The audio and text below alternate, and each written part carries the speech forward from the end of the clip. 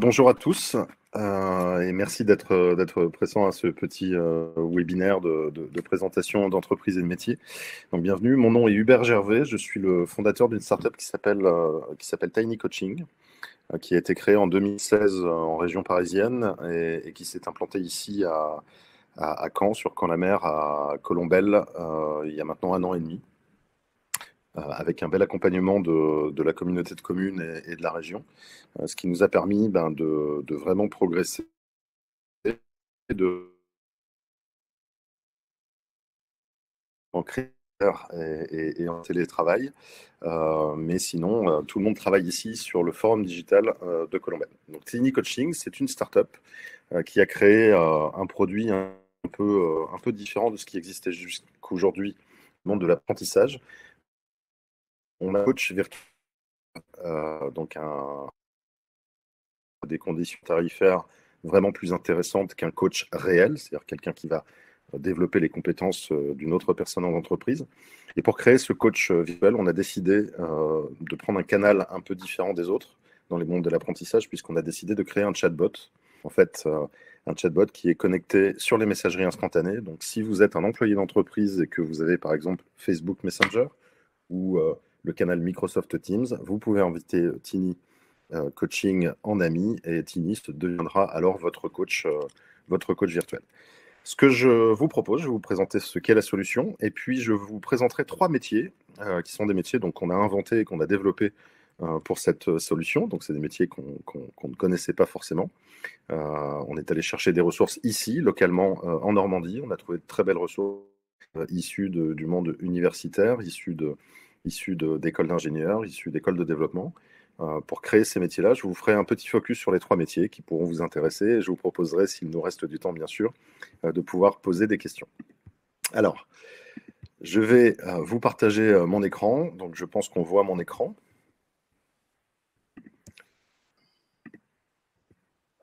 Alors, si vous avez des questions d'ici là, bien sûr, n'hésitez pas à les poser via le chat. Donc voilà, donc Tiny Coaching, vous le voyez ici. Alors, pourquoi Tiny Coaching? D'abord pour coaching, puisqu'on parle d'un coach professionnel virtuel. Et puis Tiny, parce que Tiny, ça veut dire petit en anglais, et que les contenus de formation que l'on envoie sont des micro-learning, donc des petits contenus de learning.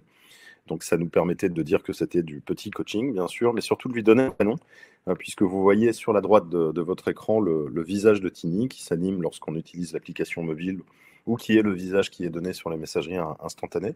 Donc on a, nous, une doctrine ici chez Tiny Coaching, c'est qu'il n'y a pas plus rapide pour apprendre que de le faire petit à petit. Donc on n'est pas dans des formations de 2 heures, de 3 heures. On est vraiment sur du micro-learning, sur une discussion de 5 minutes tous les jours avec un coach virtuel, avec un moteur de neuropédagogie qui prend la parole et qui pousse tous les jours 5 minutes de savoir. Donc les parcours de Tiny Coaching sont des parcours qui se déroulent entre 6 mois et 8 mois, suivant la densité des parcours. Donc Tiny a été créé en fait pour que tout employé, qu'il soit manager ou simple salarié, ait le droit à un coach qui l'aide à développer sa carrière et ses compétences. En fait, le gros souci dans les grandes entreprises, c'est qu'on développe très souvent la carrière des cadres, des grands managers, en leur allouant des coachs. Un parcours de coaching pour un cadre, c'est quelque chose qui coûte à peu près 10 000 euros, donc tout le monde n'a pas accès à ça.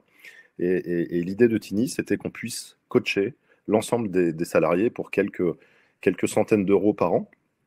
Mais la seule façon de le faire, c'était non pas de supprimer l'humain, puisqu'il y a beaucoup d'humains derrière Tiny Coaching, mais de créer un moteur, en fait, de créer un robot qui discute. Donc vous voyez ici l'écran de Tiny, et vous êtes vraiment dans une messagerie instantanée, vous êtes vraiment dans une discussion. Vous n'êtes pas dans un outil de pédagogie sur lequel on va aller sélectionner un apprentissage. C'est Tiny qui le pousse en discutant et en comprenant vos besoins.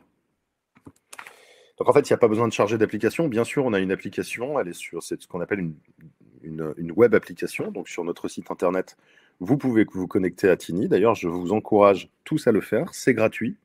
Vous pouvez aller sur le site de Tiny, tiny-coaching.com.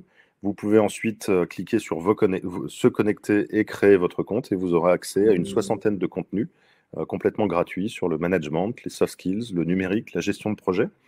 Donc ça, c'est notre application mobile, mais il n'y a pas besoin forcément d'une application mobile. Si on a Facebook Messenger, si on est connecté à Microsoft Teams, on invite Tiny et on a bien sûr accès à Tiny Coaching en mode discussion. Donc, il n'y a pas besoin d'utiliser un langage compliqué. Ici, on a une cellule de recherche avec un docteur, j'en parlerai un petit peu plus tard, qui développe deux intelligences artificielles. Une première qui est une intelligence artificielle de langage, puisqu'en fait, on va utiliser ce qu'on appelle le NLP, le Natural Language Processing, et puis une intelligence artificielle de neuropédagogie, donc qui va être en fait le cerveau de Tini. Donc le NLP, ça va être la voix de Tini. L'intelligence artificielle de neuropédagogie, c'est un moteur de neuropédagogie que l'on développe. Et ça va être le cerveau de Tini. En termes de machine learning, on va aussi développer une intelligence artificielle. Alors qu'est-ce que ça va donner? Alors ça donne que le Natural Language Processing permettra à Tini de comprendre des phrases simples, des mots simples, c'est-à-dire qu'il n'y aura pas besoin d'utiliser un langage compliqué pour lui parler. Le cerveau, donc l'intelligence artificielle neuropédagogique, c'est elle qui organisera le savoir, c'est-à-dire qui vous poussera un apprentissage, ensuite qui vous posera une question, ensuite sur le temps qui vous fera des rappels mémoriels et qui adaptera son apprentissage à votre fréquence sur l'application. Et le machine learning, c'est plus vous le sollicitez, plus Tini comprend vos préférences. Je vous donne un exemple, on peut pousser des savoirs sous format vidéo, sous format de texte, sous format de rich media. Si on voit que vous préférez les vidéos de 3 minutes au rich media, on vous poussera plus de vidéos de 3 minutes. Alors, c'est ce qu'on verra dans les métiers qui vont suivre. En fait, on parle d'intelligence artificielle, mais on parle aussi d'intelligence humaine. Donc Tini, c'est un robot, bien sûr, mais ce n'est pas qu'un robot. Il est accompagné par des éditorialistes, et ça, c'est un nouveau métier qu'on a inventé ici, qui définissent ces langages et qui définissent en fait les questions, les rappels mémoriels que va faire Tini. Donc tout ce qui est écrit, bien sûr, est poussé par un robot, mais tout ce qui est écrit a été défini par une équipe ici, qui est à Colombelle, et qui est constituée de 3 personnes que je présenterai tout à l'heure. Et puis on a aussi des entraîneurs. Donc des entraîneurs, ce sont les animateurs d'utilisateurs. C'est-à-dire qu'on fait des analyses derrière de l'utilisation de Tini, on tient compte des contraintes des utilisateurs et on s'arrange pour qu'ils soient bienveillants, non intrusifs et qu'ils soient à disposition quand ils le souhaitent. Donc en fait, derrière une intelligence artificielle, derrière de l'informatique, il y a toujours de l'humain. L'objectif justement de faire un moteur, un robot pédagogique, c'est de pouvoir le diffuser à un très grand nombre de personnes. Mais ce qui est important, c'est que tous ces savoirs, tous ces langages ne soient pas que définis par des machines, mais que ça soit bien sûr défini par des êtres humains derrière. Alors, Tini devient votre ami et il est disponible quand vous le souhaitez. Donc, on a encore une fois souhaité approcher l'apprentissage de façon différente. Beaucoup de gens quittent les applications de learning parce que c'est un peu une contrainte d'y aller. On va ouvrir une application d'apprentissage, on va aller choisir l'apprentissage qu'on va faire, puis ensuite on va cliquer, on va cliquer, on va cliquer. Nous, on a vraiment décidé de le mettre sous l'angle humain et du langage. Donc c'est vraiment comme si vous discutiez avec un prof, avec un coach, avec un collègue étudiant, avec un collègue d'entreprise. Donc c'est Tini, et Tini vous parle, et Tini vous invite à relever des défis, et Tini vous pose des questions, vous félicite. Donc on est vraiment dans cet axe de messagerie instantanée. Et c'est important parce que, je vous disais tout à l'heure, on a été accompagné par la région Normandie. Le fait d'être un coach virtuel comme ça, sur Messenger, sur Microsoft Teams, c'est une première mondiale. Avec un vrai moteur de neuropédagogie derrière, il n'y avait pas jusqu'ici dans le monde de solutions équivalentes. Et portons le drapeau normand avec fierté, cette première mondiale est normande. Alors, le cerveau de Tini est basé sur les règles de neuropédagogie. Alors, qu'est-ce que c'est que ces règles-là? Ces règles-là, elles disent qu'en fait, l'apprentissage, il se fait vraiment sur le long terme et de façon répétitive. Donc, en fait, quand Tini vous discute avec vous et vous propose un savoir, on va vous envoyer une petite capsule vidéo, par exemple. Vous allez apprendre quelque chose dans cette capsule vidéo et la première chose que fera-t-il ensuite, c'est de valider l'acquisition de vos savoirs, c'est-à-dire vous poser une question qui peut être à choix, enfin avec une réponse avec des choix simples ou des choix multiples, pour valider que vous avez bien compris la vidéo. Si vous ne l'avez pas compris, cette vidéo vous sera repoussée plus tard. Mais Tini ne s'arrête pas là. En fait, il vous rappelle au bon moment ce que vous avez déjà appris. Et c'est là qu'entre l'intelligence artificielle, c'est qu'on va suivre des courbes d'apprentissage qui ont été définies par des chercheurs et qui vont dire qu'il faut vous rappeler quelque chose à un instant T. Je vous donne un exemple. Si Tini vous apprenait à écrire sans vous fatiguer, il vous montrerait une vidéo qui montre quelqu'un qui écrit en tenant son stylo avec 3 doigts et qui vous montrerait qu'en écrivant, en tenant son stylo avec 3 doigts, on ne fatigue pas. Si on le tient avec 2 doigts, au bout de 5 minutes, on a une crampe, et si on essaie de le tenir avec un doigt, le stylo ne tient pas. Donc là, vous avez un apprentissage qui vous a été poussé. La question serait donc, combien de doigts faut-il pour savoir écrire sans se fatiguer? Et bien sûr, comme vous avez écouté, vous allez répondre 3 doigts. Eh bien, Tini ne va pas arrêter son apprentissage à ce moment-là, puisqu'une semaine après, au détour d'une conversation, Tini va vous dire dites-moi, vous êtes moins fatigué depuis que vous écrivez avec 3 doigts? Donc on va faire un premier ancrage mémoriel. 2 semaines après, vous allez avoir, comme il y a sur l'écran ici, une question double qui va vous dire mais dites-moi, rappelez-moi, combien de doigts faut-il pour savoir écrire sans se fatiguer? Faut-il réponse A, 2 doigts, réponse B, 3 doigts, et vous allez répondre 3 doigts. Et il y aura encore 3 rappels mémoriels qui auront lieu derrière. Donc on est vraiment sur cette courbe d'apprentissage qui fait qu'à force de répéter, et de façon différente, l'apprentissage est plus important et vous retenez vraiment ce qui est donné. Donc Tini, en fait, c'est un excellent complément pédagogique. Il est actuellement dans certaines écoles en test, donc il est dans des écoles de l'ADN Formation en Normandie, il est testé actuellement à l'EM Normandie, il est dans une école d'ingénieurs à Paris, et il remplace un peu dans ces écoles les devoirs à la maison, puisqu'en fait les étudiants sortent de l'école et ont Tini qui va leur poser des questions et qui va surtout valider les acquis. Alors, Tini Coaching, c'est qui? Alors, c'est ce qu'il y a d'intéressant pour cette petite présentation. Tini Coaching, c'est une équipe aujourd'hui de 14 personnes. Donc là, vous n'avez pas tout le monde, mais Tini Coaching, c'est avant tout un poste très important qui est le CPO, donc la Chief Product Officer. Donc chez nous, c'est quelqu'un qui gère cela. Elle est en charge de choses, les développements de la plateforme Tini Coaching et la pédagogie qu'on va mettre à l'intérieur. Donc c'est un peu la personne qui va être à l'écoute des utilisateurs, qui va faire tout ce qu'on appelle l'UX, c'est-à-dire le parcours utilisateur, pour pouvoir réaliser l'outil qui est attendu par les utilisateurs. Notre idée première, elle était de faire un coach virtuel. Est-ce que cela marche et comment faut-il l'adapter? Donc Caroline, en tant que CPO, manage 2 équipes, les pédagogues et les développeurs. C'est un rôle très très important dans l'entreprise. Un rôle un peu moins important, c'est le mien, donc le CEO, le Chief Executive Officer, donc je suis le fondateur. Pour faire ça, j'ai un certain âge, j'ai 5 ans. 5 ans, j'ai repris un cursus à l'ESSEC qui m'a permis de comprendre comment gérer une start-up, comment lancer de nouvelles offres un peu disruptives. Et donc, moi, j'ai à même, dans cette société, de piloter à 360, c'est-à-dire de regarder qu'on va dans la bonne direction au niveau du produit et qu'on va dans la bonne direction au niveau des ventes, bien sûr, puisqu'aucune société ne peut perdurer si elle... On a bien sûr juste l'équipe de Caroline sur la partie X, puisqu'on a quelqu'un responsable du marketing, de la communication et du commerce. Donc c'est la personne qui va piloter les ventes auprès des clients. Et nos clients, qui sont-ils? Ce sont les collectivités territoriales. Par exemple, on a déployé Tini Coaching à Lyon, à la métropole de Lyon, pour des apprentissages sur le numérique auprès des agents. Ce sont des entreprises. Alors on a, en termes d'entreprise, par exemple, le GEC Propreté à Caen, on a l'APEC, on a Vinci Énergie, on a Bouygues Énergie et Services. Donc ce sont des clients qui nous utilisent. Ce sont des centres de formation et des écoles. Et en termes d'écoles, aujourd'hui, on travaille avec 4 écoles, un CF, l'ADN Formation, l'EM Normandie et l'ITESIA, qui est une école d'ingénieurs. Et bien sûr, on va essayer d'ouvrir d'autres comptes. Très important au niveau d'une startup, c'est la chargée de communication. Donc la chargée de communication chez nous, c'est Charline. C'est une des seules ressources qui sont basées à Paris, puisqu'aujourd'hui on a 2 ressources qui sont basées à Paris. Et Charline est en charge de faire connaître la solution Tini. Donc elle l'a fait connaître sur LinkedIn.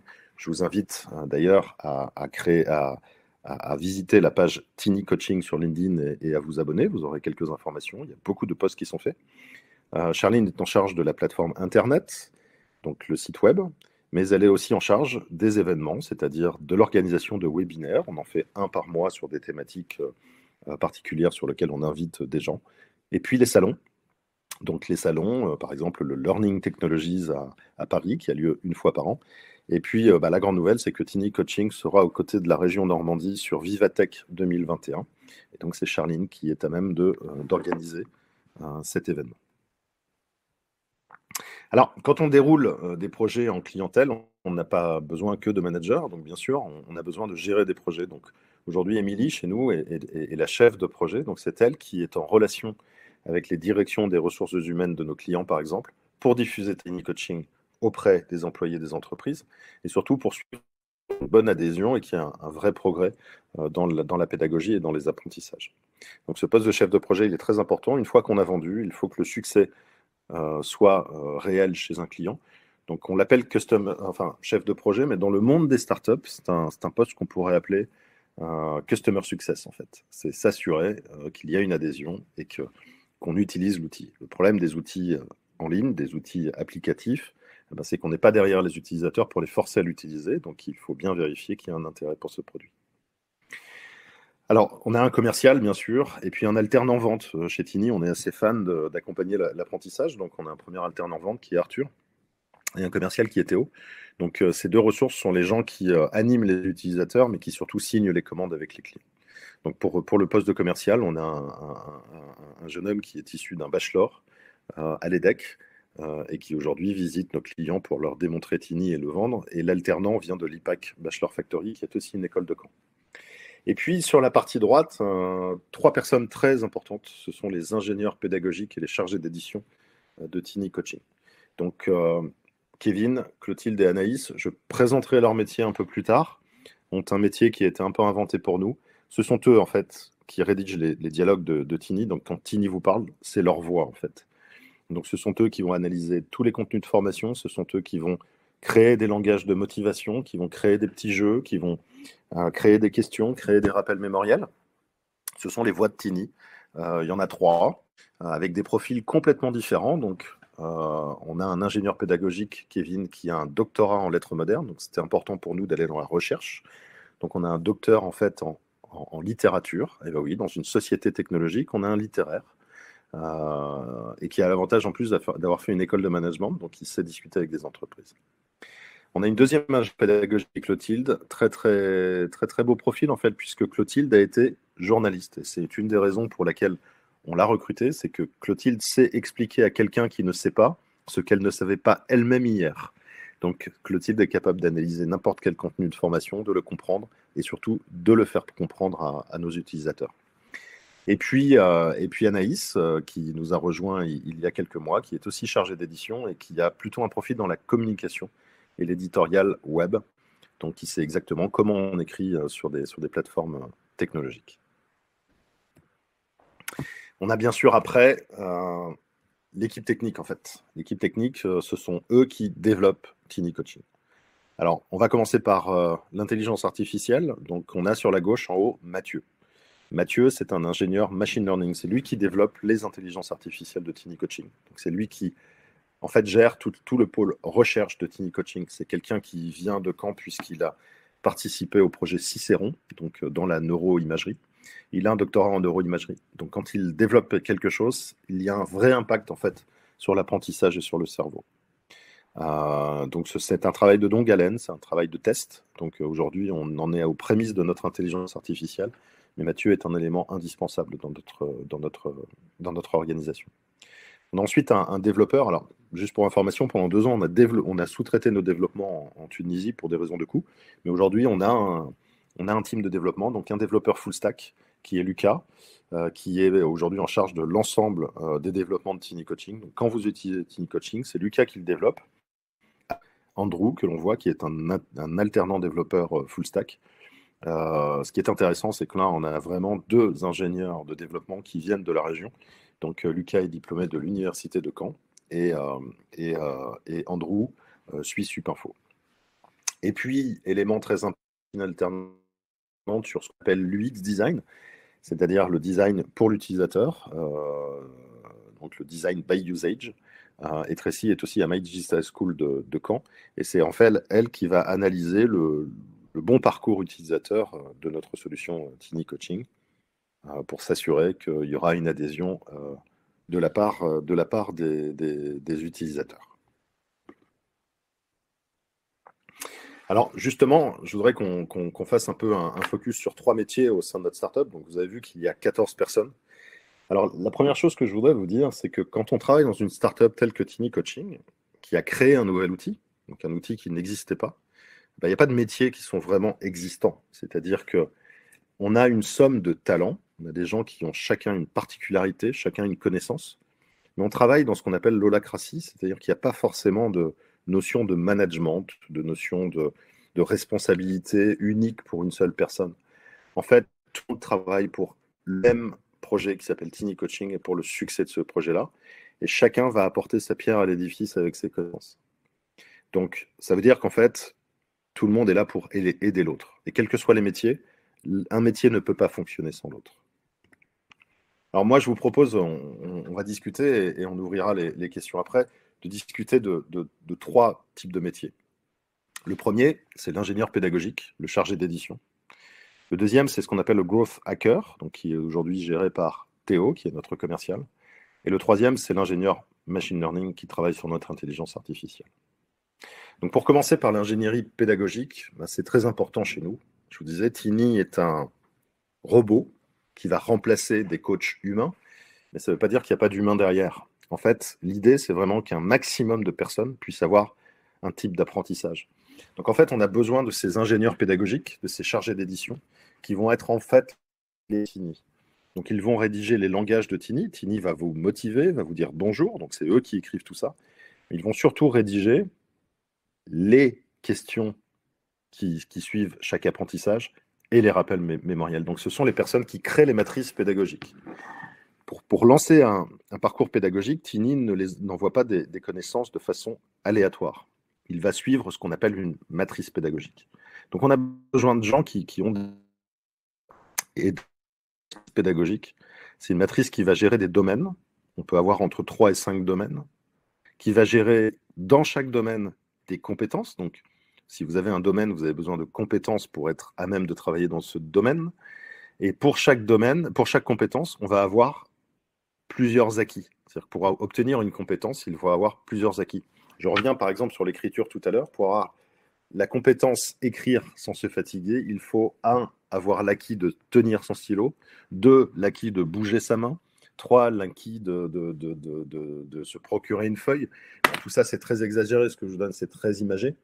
Mais en fait, nos contenus vont être à l'acquis. Donc, un ingénieur pédagogique, déjà, doit savoir créer une matrice pédagogique, c'est-à-dire analyser quels sont les besoins en domaine de compétences et d'acquis pour développer une compétence. Donc, en fait, un ingénieur pédagogique, c'est presque un prof, c'est un pédagogue. Et en fait, quand il fait ça, il ne doit pas savoir faire que ça. Il va sélectionner ou créer des conjugues qui vont être envoyés. Les langages de Tiny, c'est-à-dire qu'il va devoir savoir comment Tiny doit parler à quelqu'un pour lui faire comprendre quelque chose. En fait, ils sont la voix de Tiny. Ils doivent créer les questions et les rappels mémoriels. Donc, je vous disais tout à l'heure, c'est un métier qu'on a inventé ici. Il n'y a pas de parcours particulier. On a besoin de plusieurs types de compétences. C'est très large, les parcours pour atteindre ce métier-là. Donc, on a par exemple un docteur en littérature, une ex-journaliste, et puis quelqu'un qui vient de la communication. Et à eux trois, en fait, ils arrivent à créer quelque chose de différenciateur. Le docteur en littérature est sûr que les mots qui seront utilisés sont des mots qui ont un vrai impact. L'expert en communication va être sûr qu'ils vont être bien reçus. Et la journaliste va être sûre, enfin l'ex-journaliste va être sûr qu'ils vont être bien compris. Puisqu'un journaliste, en fait, est capable d'expliquer n'importe quel sujet à n'importe qui. Du moins, c'est son origine. Donc cet ingénieur pédagogique, quand on a lancé les recrutements il y a 1 an et demi, on a reçu plein de gens et on savait même pas de même ce qu'on devait recruter comme type de profil. Et quand ces 3 ingénieurs pédagogiques sont arrivés dans la société, et ça c'est important que vous compreniez que c'est comme ça que ça se passe dans les startups, quand ces ingénieurs pédagogiques sont arrivés dans la société, ils ont inventé leur métier. C'est-à-dire qu'ils se sont organisés pour inventer leur métier. Donc ce sont des métiers qui demandent beaucoup de créativité en fait, puisqu'on n'est vraiment pas dans une structure où on va attendre des ordres. On va avoir une problématique, il va falloir la régler. Et donc là, c'est un premier exemple qui est très intéressant, puisque ce chargé d'édition ingénieur pédagogique n'existait pas. Le poste d'ingénieur pédagogique, ça existe. Le poste de chargé d'édition, ça existe. Mais les deux réunis, jusqu'ici, ça n'existait pas. Et donc Tiny, c'est une première mondiale, mais c'est une première mondiale aussi sur un nouveau métier, qui est en fait être la voix d'un coach virtuel. Le deuxième métier sur lequel on peut parler, alors celui-là, il est un peu plus connu dans le monde des startups, c'est ce qu'on appelle le growth hacker. Donc, comme vous le savez, alors ça, c'est un métier commercial. Comme vous le savez, quand on crée un nouveau produit, quand on crée une start-up, on est inconnu. On a devant nous plein de sociétés en fait qui sont historiques, qui sont là depuis très longtemps, qui vendent des produits qui sont différents des nôtres. Et on doit montrer nos différenciateurs et on doit démontrer en fait que c'est une innovation par rapport à ce qui existe. Donc en fait, on a besoin de growth hacker. Donc growth hacker, c'est un hacker, comme on peut le voir là-haut, un hacker de croissance. Donc c'est quelqu'un qui va être présent, très présent sur les réseaux sociaux, qui va avoir des outils informatiques d'identification de personnes. Donc il va passer son temps à sélectionner des DRH cibles, des professeurs cibles, des directeurs d'école, et il va créer des messages qui ne sont pas forcément les mêmes pour les uns et pour les autres, pour créer du trafic vers nos communications, puisque la seule façon qu'on a de se faire connaître quand on est une startup, c'est de communiquer. Donc en fait, il va créer du trafic. Et juste pour vous donner un exemple, quand Théo, qui est notre growth hacker, est arrivé dans la société, on avait à peu près 144 followers sur LinkedIn. Et 4 mois après, on en avait 1250. Donc 1250 personnes sélectionnées, responsables, capables de prendre des décisions dans des entreprises, qui tous les jours, tous les 2 jours, reçoivent des informations de Tiny. Le growth hacker, c'est aussi lui qui va définir sur nos sites internet ce qu'on appelle les boutons de call to action. C'est-à-dire que les gens se baladent sur notre site internet et sont invités à prendre rendez-vous, sont invités à connaître quelque chose. C'est-à-dire qu'on va les diriger vers la prise de rendez-vous avec notre growth hacker qui sera le premier interlocuteur de notre prospect, de notre client, et qui organisera un rendez-vous de présentation commerciale avec un commercial. Donc ça, c'est un profil qui est très, très demandé, de plus en plus demandé sur les startups. Et la région Normandie et Caen en particulier commence à disposer d'un certain nombre de startups, et toutes les startups ont ces besoins-là. Donc c'est vraiment un besoin avant-vente, c'est le besoin de nous faire connaître, le besoin de diriger des prospects vers nos rendez-vous commerciaux. Les profils qui viennent vers ce métier, c'est très souvent des profils d'école de commerce. Ça part du bachelor et ça va jusqu'au master. Ou bien un profil d'école, enfin de digital marketing, mais là, il faut des prédilections de langage, en fait, de savoir parler à un client, c'est-à-dire de confiance en soi et d'engagement de client. Donc c'est pour ça qu'on privilégie très souvent les écoles de commerce pour faire ce métier-là. C'est un métier qui est disponible pour presque tout le monde. Moi, je connais des centres d'insertion, par exemple, qui prennent d'anciens métiers de production pour en faire des growth hackers. Tout est possible, on peut former des growth hackers. Par contre, c'est un poste très important dans une startup qui démarre. C'est la seule façon de se faire connaître.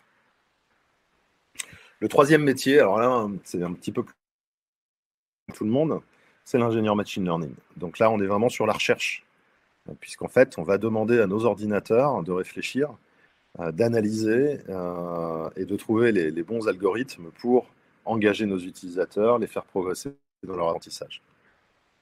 Derrière, on va faire les bons algorithmes, on est dans la recherche, donc on est vraiment en train d'inventer des choses qui n'existaient pas jusqu'ici, on va faire de l'intelligence artificielle. Donc le métier de l'ingénieur machine learning chez nous, c'est de rendre Tiny intelligent, de créer un vrai cerveau. Aujourd'hui, on travaille essentiellement sur des moteurs de règles. Demain, ce sera du machine learning, c'est-à-dire que c'est la machine qui définit elle-même ses façons de penser. Donc on crée un cerveau. Donc l'ingénieur machine learning, il ne développe pas forcément, mais il crée les algorithmes d'intelligence artificielle afin que le cœur de Tiny soit un vrai cerveau intelligent. Et ensuite, il donne ces algorithmes aux développeurs chez nous qui vont coder ces algorithmes. Donc là, on a un docteur en fait, on a un docteur en neurosciences, ce qui est très intéressant d'ailleurs, parce que quand on crée une start-up en France, et si on a un docteur, on peut être aidé par l'État, puisqu'on va faire de la recherche. Donc on peut lever ce qu'on appelle du crédit impôt recherche, donc c'est-à-dire qu'une partie du salaire de notre docteur peut être pris en charge par l'État. Donc pour être docteur, il faut avoir fait une thèse, et il faut se spécialiser dans l'algorithme et le codage ensuite si on veut travailler chez nous. C'est un très long parcours. C'est-à-dire qu'un docteur, en fait, s'il a son premier job à 29, 30 ans, 28, 29, 30 ans, et c'est un peu le cas. Alors nous, notre docteur, il a en plus fait une thèse très longue chez Cicéron, donc il a passé 2-3 ans chez Cicéron. Donc aujourd'hui, il est venu nous rejoindre à 34 ans pour son vrai premier job, qui est un job dans une startup qui est la nôtre.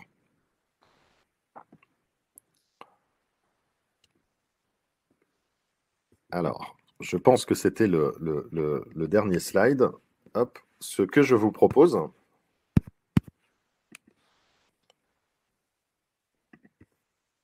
voilà, c'est maintenant d'arrêter le partage de l'écran et éventuellement de répondre à vos questions par rapport à tout ça. Et je pourrais même vous lancer une petite démo de Tiny si vous le souhaitez, si vous souhaitez le découvrir. Et puis surtout, discuter plus en profondeur de ces 3 métiers que je vous ai présentés. Donc, pour rappel, le chargé d'édition, qui est l'ingénieur pédagogique, le growth hacker et bien sûr l'ingénieur machine learning. Donc, je vais arrêter de parler un petit peu et attendre vos premières questions. Et surtout, n'hésitez pas à en poser.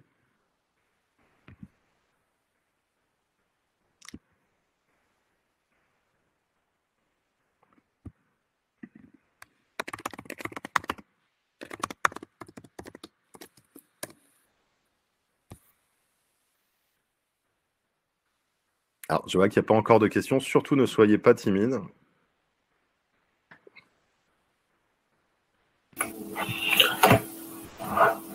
Du coup, moi, j'avais une question plutôt sur les origines de Tiny. D'où est venue cette idée? À quel moment ça a été cultivé, tout ça? D'accord, je vais vous expliquer ça. Juste vous présenter? Oui, du coup, je suis Mickaël Favrartig. Je suis chargé de relations entreprises et partenariats à l'école 404. D'accord, enchanté. Alors Tiny, l'idée m'est venue de façon très opérationnelle. C'est-à-dire que moi, j'ai mené plusieurs transformations dans les entreprises, mais des entreprises qui n'étaient pas en forme, hein. Si vous êtes sur Caen, vous avez des horodateurs dans la ville de Caen, par exemple, qui sont fabriqués par une entreprise qui s'appelle Flowbird, qui s'appelait à l'époque Parkeon, et qui est une entreprise qui était au bord de la rupture parce que aujourd'hui, quand on paye son stationnement, on ne va pas forcément sur un horodateur, on peut le payer avec son téléphone mobile. Avec une application mobile, ça marche aussi bien que vous pouvez arrêter votre stationnement comme vous voulez. Or, un fabricant de rodateurs, c'est quelqu'un qui fabrique de la mécanique et de l'électronique, et un petit peu d'informatique, mais pas tant que ça. Et donc, pour sauver cette entreprise, il fallait la transformer et l'amener vers le digital. Par exemple, vers le développement d'applications mobiles et vers ce que vous avez à Caen aujourd'hui, des rotateurs un peu plus modernes avec des écrans couleurs, des fonctionnalités à l'intérieur. Et c'est pas simple. Donc, quand vous avez une usine avec 700 personnes à l'intérieur qui font la même chose depuis 30 ans, des filiales à travers le monde qui vendent la même chose depuis 30 ans, dérouler une stratégie comme ça, c'est pas simple de le faire comprendre. Donc, on avait pris le comité de direction et on leur a payé des séances de coaching à tous pendant 3 ans. Donc, ça a coûté très très cher, avec des coachs qui leur faisaient comprendre que la stratégie qu'on avait était la bonne. Mais on a dû s'arrêter au comité de direction et à la première ligne de management. Et donc après, on a beaucoup ramé pour descendre dans les structures et faire comprendre à l'usine qu'il ne fallait pas qu'ils se mettent en grève parce qu'on changeait leur métier, parce que c'était dans la bonne direction, et que si on ne changeait pas leur métier, l'usine allait fermer. Mais on ne pouvait pas mettre un coach avec tout le monde. Donc on a réussi quand même, ça nous a pris 5 ans, on a réussi à le faire. Mais une fois que la société a été relevée, et juste pour information, cette société, elle est fermée en 2011, elle a été vendue 1,5 milliard d'euros en 2016, donc 500 millions d'euros. Donc on avait réussi cette transformation et aujourd'hui c'est devenu le leader mondial de la Smart City, c'est plus forcément un producteur de rodateurs. À la fin de cette transformation, moi j'avais visité de la transformation dans cette entreprise, je me suis dit mais comment on aurait pu aller plus vite? Et je me suis dit en mettant un coach auprès de tout le monde. Mais comme économiquement c'est pas fiable, la seule façon qu'on avait c'était de créer en fait un automatisme de coaching. Et moi je suis assez communicant, donc je suis persuadé qu'en fait c'est pas aux gens d'aller vers une application, mais plutôt à une application d'aller vers les gens. Et donc l'idée d'en faire un agent conversationnel, en fait, l'équivalent d'un humain qui parle du texte, est venu comme ça. Donc c'est venu d'une vraie problématique réelle d'accompagnement de salariés dans le développement de leurs compétences, dans le changement de leur métier, dans l'explication du pourquoi de la transformation. Et donc, en 2016, j'ai créé cette startup. Pendant un an, on a réfléchi à quel serait le bon format. Ensuite, pendant un an, on a développé ce qu'on appelle le MVP, donc le Minimum Viable Product, qui est très loin d'être ce que c'est aujourd'hui. Et on l'a testé chez certains clients candidats. Et puis en 2018, on a lancé la commercialisation avec une version un peu plus approfondie suite à nos retours clients. Mais cette idée, elle vient vraiment d'une problématique réelle et de réalité optionnelle que j'ai vécue dans mes 3-4 dernières expériences professionnelles. Je ne sais pas si j'ai répondu à votre question. Si, totalement. Juste pour compléter, essayer de comprendre, parce que je trouve cette histoire passionnante. Du coup, l'émergence, elle est venue presque de l'accompagnement au changement qui n'arrivait pas à être fait dans une structure. C'était ça le point d'accroche. Oui. En fait, s'il n'y a pas de communication, s'il n'y a pas de discussion, on n'avance pas. C'est normal, on ne transfère pas la compétence. Dans des structures industrielles ou dans des grandes structures, très très souvent, on a le comité de direction, le management, le mid-management, le petit management, puis après on a les gens qui font. Et quand on arrive au mid-management, on n'a plus des managers qui défendent la stratégie, on a des gens qui défendent leurs équipes. D'accord ? Donc faire comprendre déjà à ces gens-là pourquoi on fait les choses, c'est compliqué. Et quand on est à ce niveau-là, peu d'entreprises ont les moyens RH de financer des coachs pour leur expliquer, pour les faire progresser dans leurs compétences. Donc c'était à partir de ce moment-là qu'il était très important d'avoir des solutions financièrement acceptables pour pouvoir leur pousser l'information. Et la deuxième chose, c'est que quand on mène une transformation, il peut y avoir des incompréhensions. Donc quand vous êtes sur une grosse structure, si vous menez une transformation et qu'elle est mal interprétée à un niveau de l'entreprise, ça peut partir dans une direction complètement opposée et ça peut être contre-performant pour la transformation. Donc ce coach, en fait, qui est Tiny, il ne fait pas que pousser l'information, il ne fait pas que pousser l'apprentissage. Il s'assure aussi de la compréhension par les gens. Donc il pose des questions et il le rappelle régulièrement, il fait du rappel mémoriel. Et nous, ça nous permet aussi de mesurer ça. C'est-à-dire que quand on a 500 personnes qui utilisent Tiny, on est capable de sortir la liste des 30 personnes qui n'ont pas compris ou qui ont mal répondu à tel type de questions pour pouvoir refocaliser un message envers ces gens-là. Donc ça paraît un peu Big Brother comme ça, mais ça ne l'est pas du tout. Hein. Mais ça permet surtout de se dire, OK, là, ça a été mal compris, donc on va le réexpliquer. C'est pareil dans une école. Quand on travaille avec des écoles, nous, on a tendance à dire, ça ne sert à rien de donner un 12 sur 20, ce qu'il faut, c'est que tout le monde ait 18. Donc, on va jamais mesurer le vert, enfin, ce qui est bien, quoi. Si vous avez un feu rouge avec vert, orange, rouge, on va mesurer l'orange et le rouge. On va dire l'orange et le rouge, c'est ce qu'ont pas compris les gens, et on va insister jusqu'à ce qu'ils le comprennent, pour qu'ils puissent monter en compétence. Ça sert à rien de dire, vous n'avez compris que 3 dixièmes de quelque chose. Ce qui compte, c'est d'arriver à 7 dixièmes de compréhension. Donc, on veut être un peu dans cette... Excusez-moi, j'ai pas entendu votre dernière phrase. Je sais pas si c'est moi qui... Je disais, mais je pense que l'école 404 est aussi dans cet axe-là. Mais totalement. Exactement. C'est sûr. Après, du coup, je reviens juste sur l'apprentissage parce que je suis désolé, je vais après laisser la parole aux étudiants. Pas de souci. Mais au niveau de l'apprentissage, le fait que les rappels mémoriels que vous évoquez, est-ce que le fait de le quantifier à 3 rappels, vous êtes basé du coup à chaque fois, ça a dû être des grandes recherches presque scientifiques est-ce que c'est venu avec le temps? Est-ce que votre modèle c'est juste... Non, c'est pas venu avec le temps. C'est venu sur des recherches d'un chercheur, d'un professeur du Collège de France qui s'appelle Stanislas Dehaene et qui aujourd'hui est à la droite de Jean-Michel Blanquer sur les nouvelles solutions pédagogiques pour les écoles. Donc c'est un neuropédagogue et dans ses recherches à lui, il y a 4. Alors on n'est pas à 3, hein, on est à 4 aujourd'hui. Et dans ses recherches, il y a minimum 4 rappels. Et il définit grosso modo quel type de rappel on doit faire. C'est-à-dire un apprentissage, une question, et après, juste un petit rappel comme ça. D'accord ? Donc c'est pour ça que Tiny parle en disant « Ah, au fait, vous êtes moins fatigué depuis que vous écrivez avec 3 doigts ?» Donc c'est juste une petite question. Ensuite, une question vrai-faux. Et après, on repart sur un apprentissage plus profond avec une question plus difficile. Ça, c'est les recherches de base de Stanislas Dehaene. Bien sûr, il va plus loin que ça. Aujourd'hui, dans ce qu'on a en recherche, avec notre... et là, je ne dévoilerai pas les secrets technologiques, mais parce qu'on est en recherche avec Mathieu, notre docteur ici, on va pouvoir aller jusqu'à 8 ou 9 rappels mémoriels, et certains ne ressembleront même pas à des rappels mémoriels. C'est-à-dire qu'il y a des rappels mémoriels qui se feront à l'intérieur de l'apprentissage, par exemple. Donc, c'est-à-dire que, voilà, dans un apprentissage successif à un autre, on aura un rappel sur un premier qui aura eu lieu quelques mois avant. Donc, on peut aller jusqu'à 8 ou 9. Donc aujourd'hui, on n'est plus sur des recherches de 4 rappels mémoriels maximum. On est vraiment sur des recherches de comment fonctionne le cerveau, combien il lui faut de rappels, à quel moment.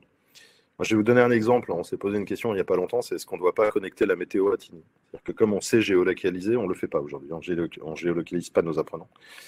Mais comme on sait géolocaliser, pourquoi on ne leur parle pas de la même façon s'il fait beau ou s'il n'est pas beau? Parce que les gens ne vont pas recevoir la même chose, le message de la même façon. Donc on n'utilisera pas le même langage si jamais il pleut, ou s'il fait de la neige, ou s'il fait comme il fait tous les jours en Normandie, un grand sud. Donc là, on ne va pas se limiter à ça, on va vraiment se limiter sur des études qui auront vraiment attrait au fonctionnement du cerveau. Mais je vous rappelle que le fonctionnement du cerveau, on n'est toujours pas arrivé à bout et on n'est pas prêt d'y arriver. Super, merci beaucoup pour ces précisions. De rien. D'autres questions? Allez, lâchez-vous.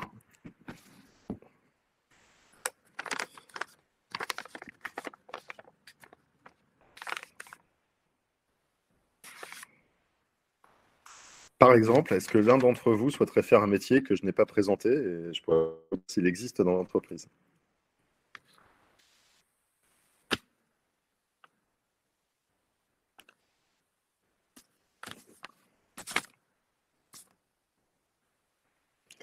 Alors, s'il n'y a pas de questions tout de suite, je vous laisse réfléchir à des questions, mais surtout posez-en. C'est vous demain les forces vives de nos structures. Je voudrais insister sur une chose, comme je vous l'ai expliqué tout à l'heure, moi j'ai un parcours un peu atypique. J'ai à peu près 28 ans de carrière. J'ai commencé commercial dans des grands comptes, dans des grands groupes. Je suis allé après sur ce qu'on appelle des ETI, c'est-à-dire des entreprises de taille intermédiaire, donc qui font à peu près 2000 personnes. J'ai eu d'autres sociétés. Je suis revenu dans des grands groupes. Et puis j'ai créé une start-up. Et ce qui est important à savoir pour des gens comme vous qui demain seraient les forces vives, c'est qu'aucun de ces métiers n'a les mêmes caractéristiques. C'est-à-dire que si vous travaillez dans un grand groupe, vous aurez affaire en fait à une organisation complexe sur lequel vos tâches seront claires mais limitées. C'est-à-dire que si vous êtes développeur dans un grand groupe, par exemple, ou si vous êtes commercial dans un grand groupe, vous avez un secteur, vous avez un domaine à développer, vous avez ce genre de choses, et on ne vous autorisera pas à sortir des sentiers battus et aller sur autre chose. Ça peut être très sécurisant, ça l'est pour beaucoup de gens, d'accord, parce que c'est très encadré, mais c'est très peu responsabilisant au début de sa carrière. Après, on monte en grade, si on peut dire, on prend du management, et puis on peut arriver au bout du compte à la stratégie. Moi, ça m'a pris 7-8 ans après mon premier job, avant d'avoir accès à la mise en place de stratégie. Et c'est très rapide. Enfin, 7-8 ans, c'est très rapide.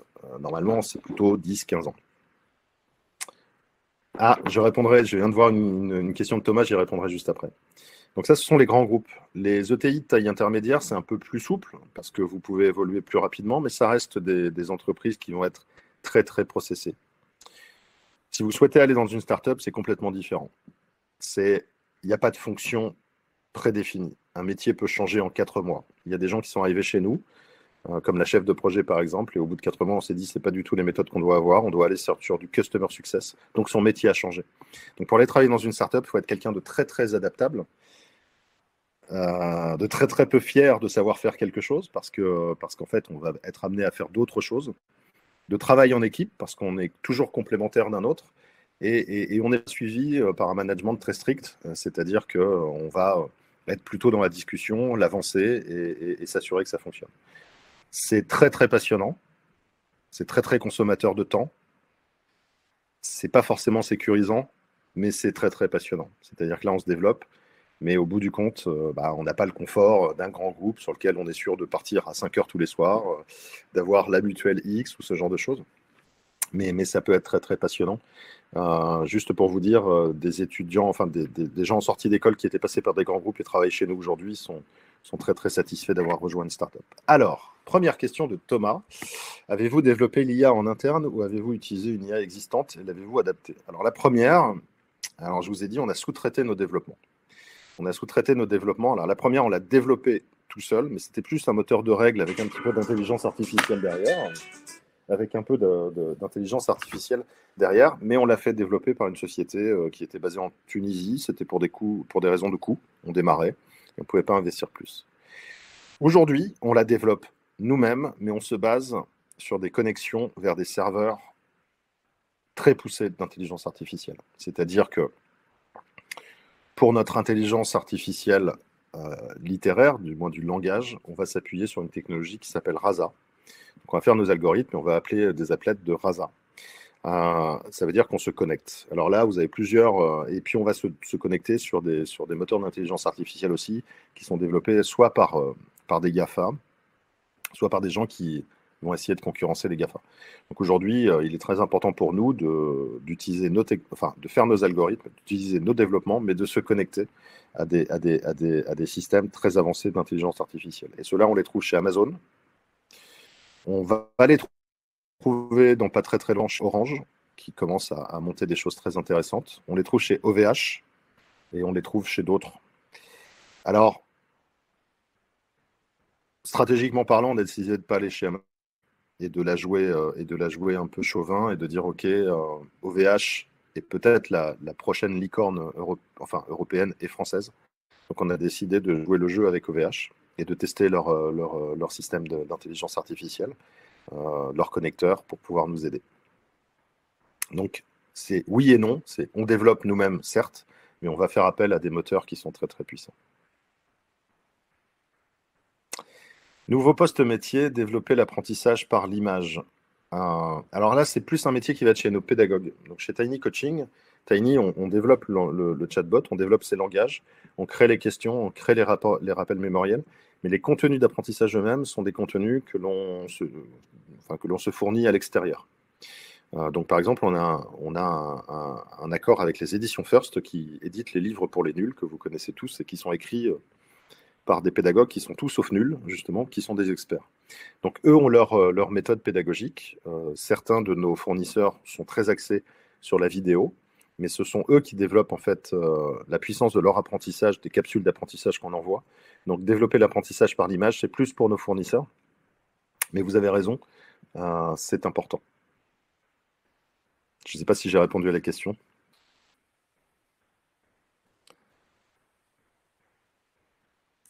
Peut-être une autre question? Ou me demander de développer plus cette question qui était développer l'apprentissage par l'image, si je n'ai pas assez bien répondu.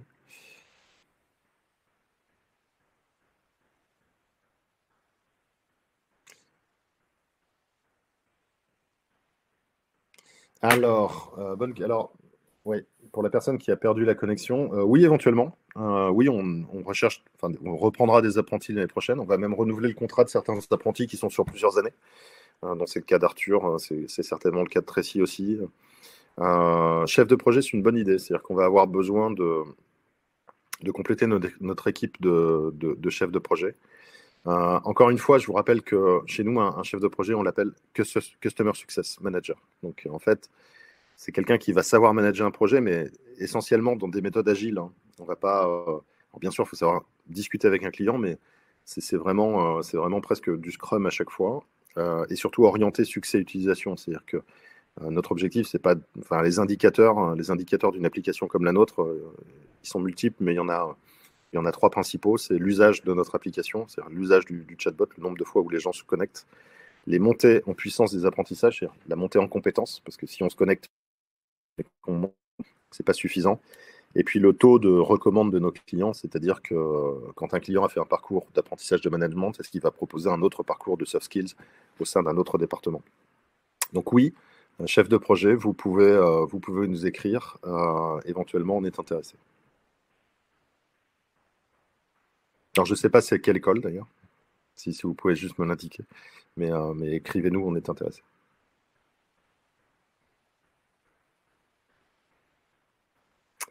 D'autres questions?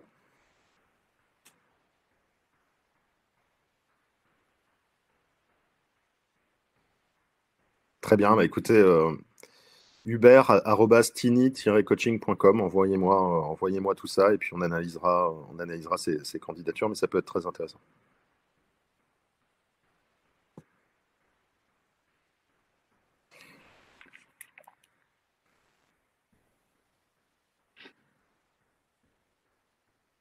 Alors les postes sont ouverts en région parisienne et ici à Colombelle, mais avec une préférence bien sûr pour la Normandie, parce qu'on a des bureaux. À Paris, on n'a plus de bureaux, tout le monde est en télétravail. Bon, on l'est aujourd'hui, hein, mais j'espère avec un vrai retour demain. Donc voilà. D'autres questions peut-être?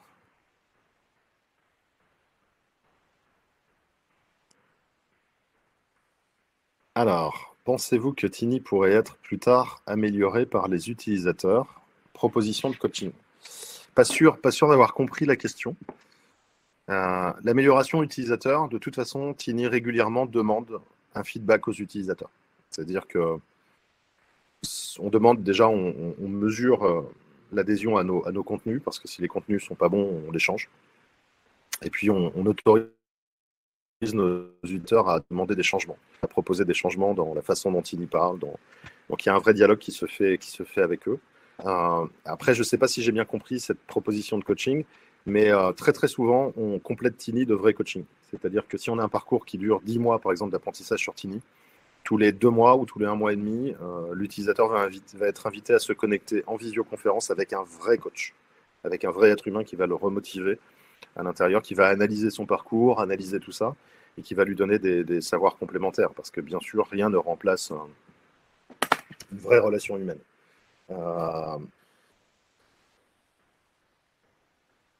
Alors, Tiny propose des coachings, mais ce sont des capsules de formation, hein, donc Tiny, c'est le coach. Tiny, c'est celui qui va encourager.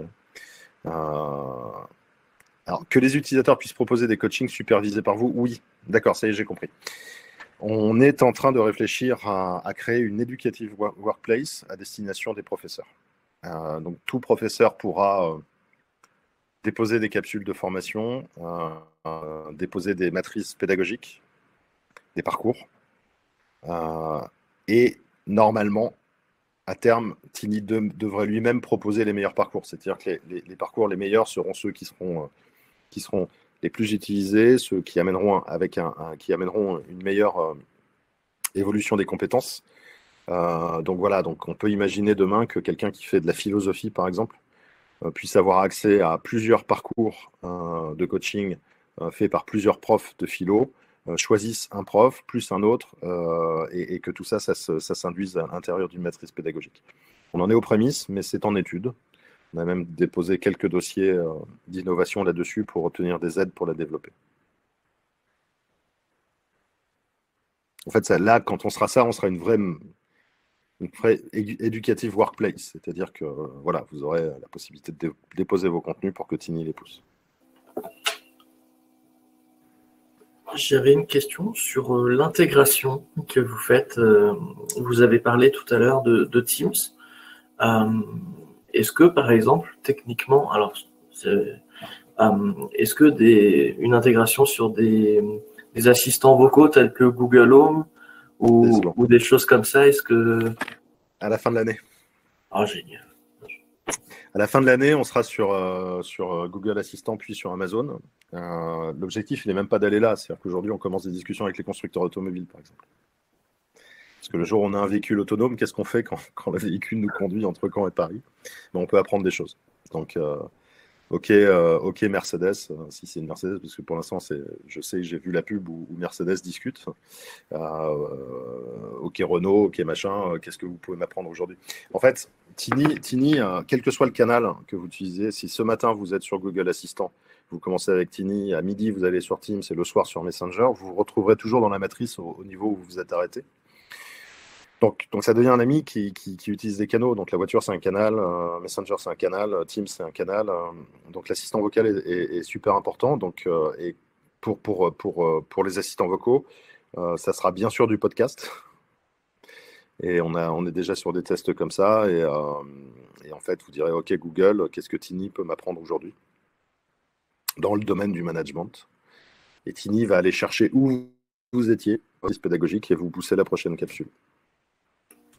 Donc oui, c'est dans la roadmap. Ok, super.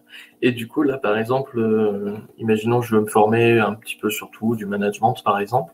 Je peux créer mon compte sur Tiny Coaching et avoir accès à du contenu payant, c'est gratuit. Alors, je vous mets dans le chat le lien du site internet. Vous y allez.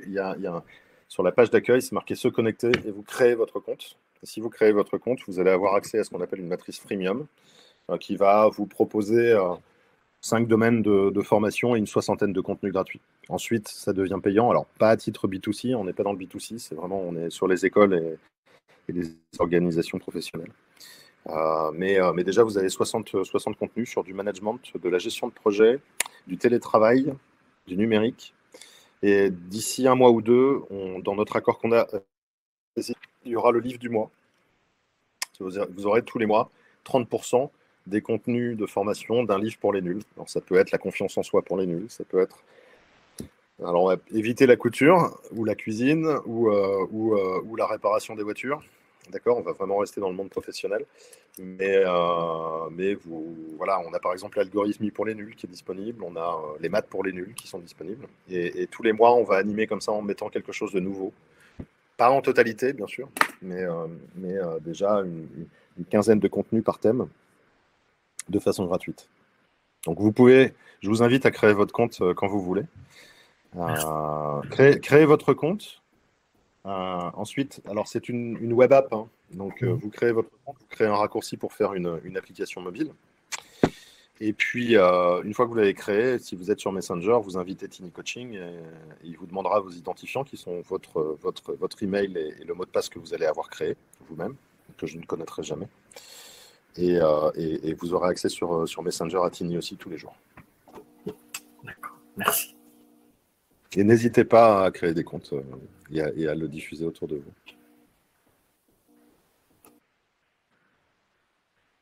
On arrive au bout de l'heure. Une dernière question peut-être ?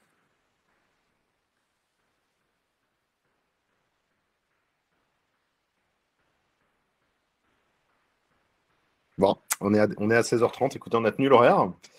Très intéressante vos questions. Je suis ravi d'avoir pu vous présenter tout ça. Si vous avez des commentaires ou quoi que ce soit, n'hésitez pas à nous écrire sur notre site internet. On se fera un plaisir de vous répondre. Si vous cherchez de l'apprentissage, n'hésitez pas à postuler. On ne pourra pas prendre tout le monde, d'accord ? On aura des postes ouverts à la rentrée. Donc voilà. Écoutez, je vous remercie de votre attention et de la qualité de vos questions. Et je vous souhaite de bonnes fins d'études.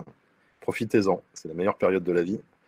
Et puis voilà, n'hésitez pas à poser des questions par email